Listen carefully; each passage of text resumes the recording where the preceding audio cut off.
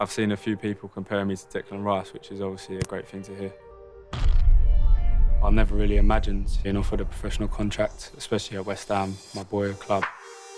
He's come a long way, but the next step was obviously a massive one, to get into the first team. He's striving for that goal, which I believe he will get to. When I make the first team, I really like 8. Yeah, I think 8's one of my favourite numbers. Just hopefully I can get my chance in the next few years.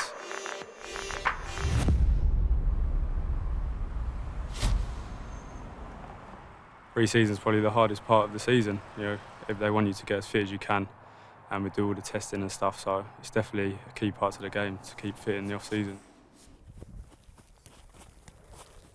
Last week, I went to Crete with my family, getting some rest, but now I'm back to it. I work on set pieces quite a lot. For West Ham, I take corners, free kicks, so that's a big part of my game, to be fair. I think I first started playing football when I was about 4 or 5 years old. Went to UPR, I think about the age of 5 as well. I remember my dad telling me that I got scouted for West Ham, and obviously I was just buzzing because I'm a West Ham supporter myself. It's definitely a proud moment for my family. He wasn't the biggest extrovert out of the group, that's for sure. But once he crossed the line and started playing the game, he looked very, very comfortable and as if he knew what he was doing already. His positional sense is very good. You know, he can do reverse passes and you wonder, well, where did that come from? I didn't even see that. So I just felt like, you know, this is a boy that I need to recommend to go into the academy. Well, I got offered my scholarship when I was 14 and I couldn't sign it until I was 16.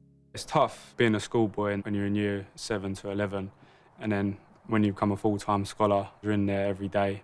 So it definitely gets tougher mentally as well. I haven't really thought about a backup plan at the moment because football's always gone my way. But obviously I had to get good grades in school. Hello, mate.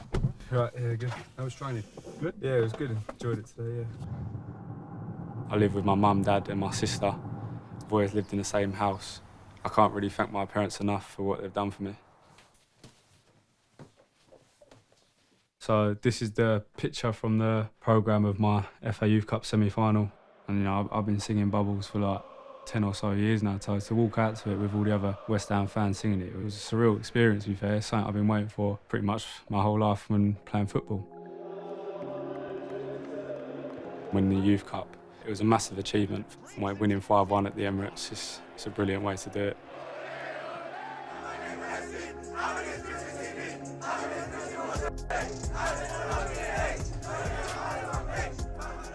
I've seen a few people compare me to Declan Rice, which is obviously a great thing to hear. We definitely have the same play styles. If I went up to train with the first team, he would always comfort me and he would be there. He's just an all-round top midfielder, so that's what I look up to, yeah.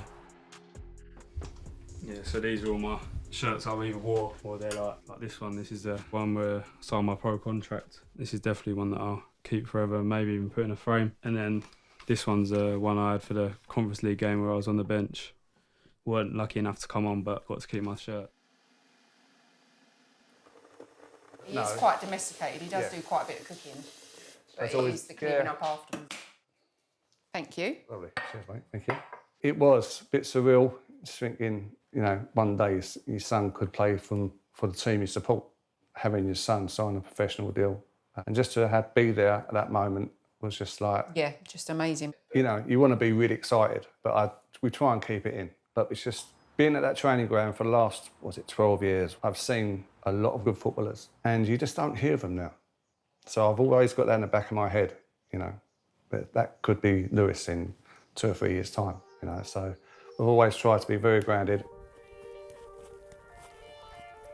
This season I hope to train with the first team more often, just keep playing well for the 21s, impressing with manager David Moyes. Just hopefully I can get my chance in the next few years. It doesn't stop when they get a scholarship. It doesn't stop when they get a professional deal. You keep pushing and he keeps pushing. As long as he's pushing, I'll help him all the way. And so will Michelle. He's got every single chance of cracking it. I think the next step now, obviously, is to try and get into the first team and make his debut.